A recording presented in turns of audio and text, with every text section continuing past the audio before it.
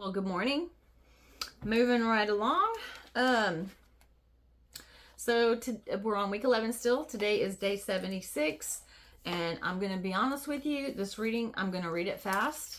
It's going to be short and sweet. Other than Luke and Psalms and Proverbs, it's basically a genealogy of sorts. So it's a reading basically about the inheritance for the 12 tribes of Israel. So it's going to get a little boring and technical, and but that's just the way it is. So we're just going to go ahead and get started. Like I said, week 11, day 76, and we're reading Numbers chapter 26, verses 1 through 51. After the plague, the Lord said to Moses and Eleazar, son of Aaron, the priest, "Take a census of the whole Israelite community by families, all those 20 years old or more who are able to serve in the army of Israel." So on the plains of Moab by the Jordan, across from Jericho, Moses and Eleazar, the priest, spoke with them and said, "Take a census of the men 20 years old or more, as the Lord commanded Moses."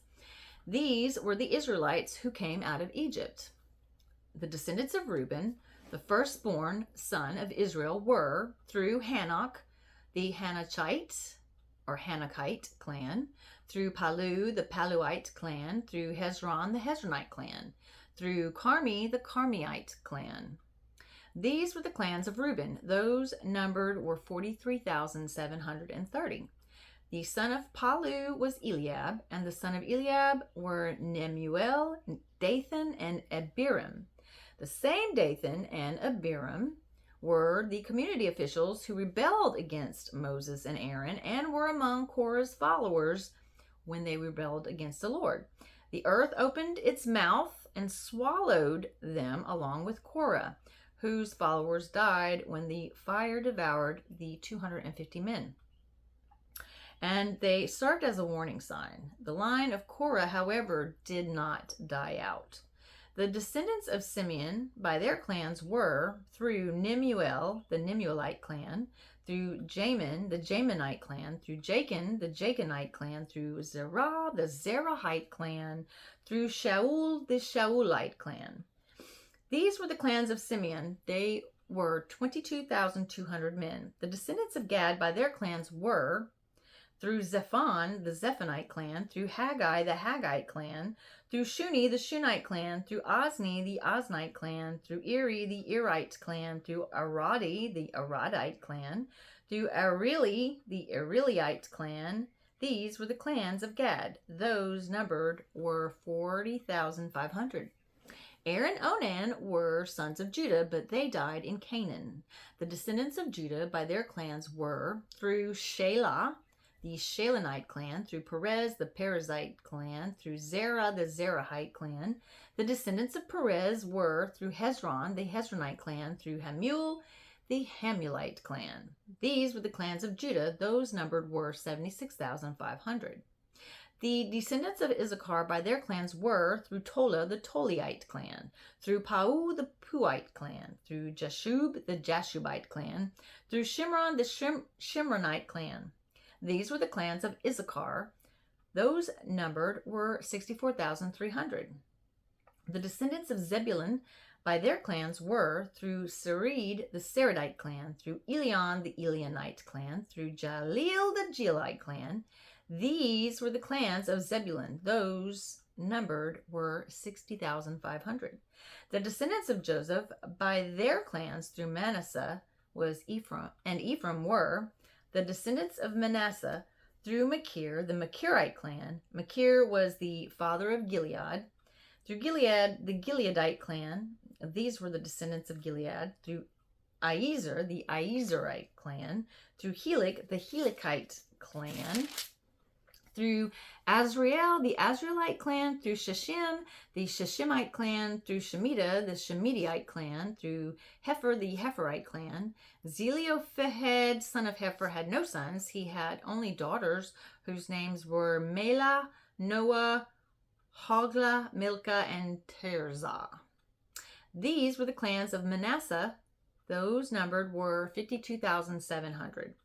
These were the descendants of Ephraim by their clans. Through Shuthelah, the Shuthelite clan, through Becher, the Becherite clan, through Tehan, the Tehanite clan. These were the descendants of Shuthelah. Through Aaron, the Aaronite clan. These were the clans of Ephraim. Those numbered were 32,500. These were the descendants of Joseph by their clans. The descendants of Benjamin by their clans were through Bela, the Beliite clan, through Ashbel, the Ashbelite clan, through Ahiram, the Ahiramite clan, through Shupam, the Shupamite clan, through Hupham, the Huphamite clan. The descendants of Bela through Ard and Naaman were through Ard, the Ardite clan, through Naaman, the Naamite clan. These were the clans of Benjamin. Those numbered were 45,600. These were the descendants of Dan by their clans, through Shuhaman, the Shuhamite clan. These were the clans of Dan. All of them were Shuhamite clans, and those numbered were 64,400. The descendants of Asher by their clans were through Imnah, the Imnite clan, through Ishvi, the Ishvite clan, through Beriah, the Berite clan, and through the descendants of Beriah, through Heber, the Heberite clan. Through Malachil, the Malachil clan. Asher had a daughter named Sarah. These were the clans of Asher. Those numbered were 53,400. The descendants of Naphtali by their clans through Jaziel, the Jazielite clan, through Guni, the Gunite clan, through Jazer, the Jezerite clan, through Shillim, the Shillemite clan. These were the clans of Naphtali. Those numbered were 45,400. The total number of the men of Israel was 601,730. Okay, that was a lot, huh? All right, now we're in New Testament. A little bit better, a little more interesting. It's not so much genealogy. All right, so we're reading Luke chapter 2, verses 36 through 52. There was also a prophetess, Anna, the daughter of Phanuel, of the tribe of Asher. She was very old. She had lived with her husband 7 years after her marriage, and then was a widow until she was 84. She never left the temple, but worshiped night and day, fasting and praying. Coming up to them at that very moment, she gave thanks to God and spoke about the child to all who were looking forward to the redemption of Jerusalem. When Joseph and Mary had done everything required by the law of the Lord, they returned to Galilee, to their own town of Nazareth. And the child grew and became strong. He was filled with wisdom, and the grace of God was upon him. Every year his parents went to Jerusalem for the feast of the Passover. When he was 12 years old, they went up to the feast according to custom. After the feast was over, while his parents were returning home, the boy Jesus stayed behind in Jerusalem, but they were unaware of it. Thinking he was in their company, they traveled on for a day. Then they began looking for him among their relatives and friends. When they did not find him, they went back to Jerusalem to look for him. After 3 days, they found him in the temple courts, sitting among the teachers, listening to them and asking them questions. Everyone who heard him was amazed at his understanding and his answers. When his parents saw him, they were astonished. His mother said to him, "Son, why have you treated us like this? Your father and I have been anxiously searching for you." "Why were you searching for me?" he asked. And mind you, he's a boy. "Didn't you know I had to be in my father's house?" But they did not understand what he was saying to them. Then he went down to Nazareth with them and was obedient to them. But his mother treasured all these things in her heart. And Jesus grew in wisdom and stature and in favor with God and men. All right, so we got Psalms, chapter 60, verses 1 through 12. You have rejected us, O God, and burst forth upon us. You have been angry now. Restore us. You have shaken the land and torn it open. Mend its fractures, for it is quaking. You have shown your people desperate times. You have given us wine that makes us stagger. But for those who fear you, you have raised a banner to be unfurled against the bow. Selah. Save us and help us with your right hand, that those you love may be delivered. God has spoken from his sanctuary. In triumph I will parcel out Shechem and measure off the valley of Succoth.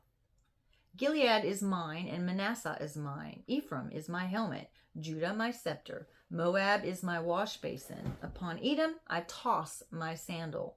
Over Philistia I shout in triumph. Who will bring me to the fortified city? Who will lead me to Edom? Is it not you, O God, you who have rejected us and no longer go out with our armies? Give us aid against the enemy, for the help of man is worthless. With God we will gain the victory, and he will trample down our enemies.